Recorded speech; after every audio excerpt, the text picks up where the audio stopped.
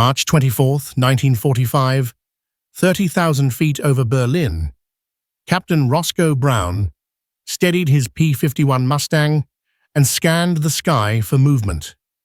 Below him, 60 B-17 Flying Fortresses held formation, each carrying 10 young Americans, praying they would live long enough to see home again. Behind Brown flew 15 more Mustangs with unmistakable red-painted tails. The 332nd Fighter Group, the men the world once claimed could not fly. Germany's capital lay beneath them, protected by 8,000 anti-aircraft guns and guarded by the Luftwaffe's new terror, the Me-262 jet fighter, the fastest combat aircraft on Earth. The jets hit bomber formations like lightning, diving at impossible speeds, ripping through steel with 30mm cannon fire, then vanishing before any Allied pilot could close the distance. For weeks, Allied crews had watched entire bomber groups torn apart by those German jets. But today would be different. Today, the red tails were waiting. Brown's radio crackled with urgency. Bandits, 2 o'clock high, 3 jets inbound. 3 Me-262s streaked toward the bombers at 600 miles per hour. Brown didn't waste a second. He shoved his throttle forward and dived to intercept. His wingmen followed without hesitation. They knew the pattern. You cannot outrun a jet, but you can get in its way, force it to turn, make it lose the speed that gives it power, then strike. The lead German jet opened fire on a B-17. Rows of cannon shells tore through its wing and left the bomber hanging by luck alone.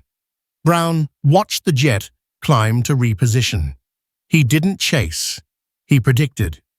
He placed himself exactly where the Me-262 would turn next, squeezed his trigger, and held steady. 50 caliber rounds hammered into the German jet's fuselage. One round struck the engine. It erupted in fire. The pilot bailed out.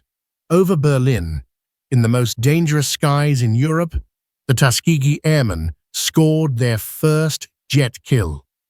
To understand how extraordinary that moment was, you must understand what these men had to overcome long before they ever reached combat.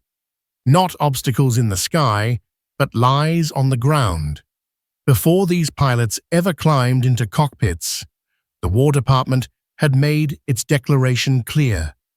In a published study titled "The Use of Negro Manpower in War," the U.S. military officially concluded that Black Americans were mentally inferior, lacked courage, and were unfit for aviation duty. This wasn't a fringe opinion. This was official doctrine taught in military academies, used to justify segregated units and accepted by generals who had never met a black pilot in their lives. The verdict was absolute. Black men could not fly, but the truth was already proving them wrong. Long before World War II, black pilots had been flying across the country. Men such as Charles Alfred Anderson, the man Eleanor Roosevelt insisted on flying with to prove a point to her husband's military advisors. Cornelius Coffey and Willa Brown, who ran their own flight school in Chicago, civilian pilots who logged thousands of hours, built their own aircraft, trained students, and competed in air races. They didn't need permission. They already had skill. Still, when World War II began, the military refused to let black pilots serve in combat. Public pressure grew. Black newspapers demanded the right to fight. Eleanor Roosevelt herself intervened. So the Army Air Corps created a compromise, an experiment. Train black pilots, but make the program so difficult, so underfunded, so isolated, that failure would be guaranteed. If they failed, the military could say it tried. If they succeeded, they would challenge the entire foundation of segregation. The training center was built in Tuskegee, Alabama, at a black college. White instructors were sent there reluctantly, many of them openly hostile. Standards were raised, not for excellence, but to force washouts. This was not a fair opportunity. It was a trap, and yet, class after class, these men refused to fail. They trained harder, studied longer, and performed beyond expectations. "You will have to be twice as good," one instructor told them. He wasn't joking. Every Tuskegee cadet knew a single mistake would be used as evidence that black pilots were unfit for combat, so they made none. By the end of 1942, the 99th Pursuit Squadron had 47 trained fighter pilots, the first black combat aviators in American history. In April 1943, they were deployed to North Africa. Their early missions were uneventful, but their performance was solid. Not perfect, not legendary, solid. But solid wasn't enough to silence the critics. In September 1943, an officer named Colonel William Momia submitted a report claiming the Negro type lacked the reflexes required of a fighter pilot. He recommended the 99th be removed from combat permanently. That report nearly ended the Tuskegee experiment. But Benjamin O. Davis, Jr., commander of the squadron and a man who'd survived 4 years of silent isolation at West Point, went to Washington to defend his men. Calmly, meticulously, he dismantled Momia's claims.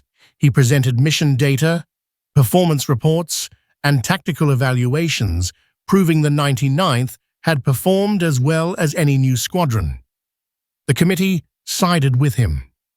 Not only did they keep the Tuskegee pilots in combat, they expanded the program. 4 squadrons. More than 100 pilots. The 332nd Fighter Group was born, and the Red Tails became a symbol the bomber crews would never forget. In early 1944, the group moved to Italy and transitioned to the P-51 Mustang, the finest long-range escort fighter of the war. They painted the tails red, not for show, but for clear identification. Soon, the bomber crews knew exactly who they were, and for the first time, those same bomber crews, mostly white, began requesting them by name. Because there was one thing the Red Tails did better than anyone else. They stayed with the bombers. Other escort fighters chased enemy planes, hunting personal glory, breaking formation, leaving the bombers exposed. The Germans knew this. They used it. They sent decoy fighters to lure escorts away. When the escorts chased, Me-109s and FW-190s would strike the bombers. The Red Tails refused to play the game. They ignored bait tactics. They ignored easy kills. Their mission was not fame. It was protection. If a German fighter appeared, they did not leave their position. They did not break formation. They did not chase. They guarded. And because they guarded, bombers lived. Their record stands unmatched. 179 escort missions. Not a single bomber lost to enemy aircraft. Bomber crews saw this with their own eyes. And word spread. Squadrons began asking, "Where are the Red Tails? Are the Red Tails coming with us today?" In a military that doubted them, in a country that segregated them, in a world that claimed they were inferior, the Tuskegee Airmen became the most trusted fighter escorts in the U.S. Army Air Forces. But their excellence came at a cruel price. When they returned to base, still in uniform, still carrying the dust of combat, they faced the very segregation they had disproven in the skies. They risked their lives fighting fascism abroad, yet were denied basic dignity at home. At Freeman Field in 1945, over 100 black officers were arrested for attempting to enter an officers' club reserved for white personnel. Many of these men had flown combat missions. Some had earned medals for valor. All of them had worn the same uniform as the white officers who had them arrested. But their discipline never faltered. Their dignity never broke. And in the end, their record spoke so loudly it drowned out every lie ever told about them. Which brings us back to March 24th, 1945. Their defining mission. The Red Tails faced German jets that day. The Me-262, a machine 20 years ahead of its time. A fighter that could outrun every Allied aircraft in existence. But Roscoe Brown got one. His wingman got another. A third jet was damaged. 3 of Germany's most advanced fighters, brought down by pilots who were once told they lacked the intelligence to fly. The bombers reached Berlin. They dropped their bombs. They returned home safely. That mission, long, brutal, dangerous, became the proof the War Department could never ignore. The 332nd Fighter Group ended the war with one of the most exceptional combat records in the entire U.S. military: 15,500 sorties, more than 100 aerial victories, 150 aircraft destroyed on the ground, 96 distinguished flying crosses, 0 bombers lost under their protection.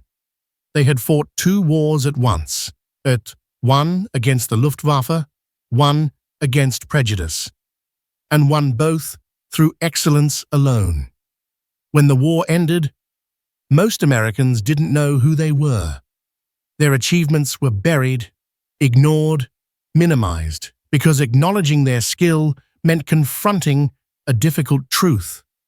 Segregation was built on falsehood. It took decades for that truth to be fully admitted. Only in the 21st century did their story receive the national recognition it deserved. Today, restored P-51 Mustangs with red tails appear at air shows across the country. Children look up, watch them pass overhead, and learn a story that nearly disappeared, a story of courage, skill, discipline, and dignity. The Tuskegee Airmen didn't just change the war, they changed the country. Their legacy lives in every black pilot who serves today, every aviator of color, every officer who leads, every young man or woman who dares to believe that excellence is not bound by race. They proved the War Department wrong. They proved their doubters wrong. They proved history wrong. And they did it 30,000 feet above a world that didn't yet deserve them. Their red tails were more than paint. They were a promise that once a lie is shattered by truth, it can never grow back again.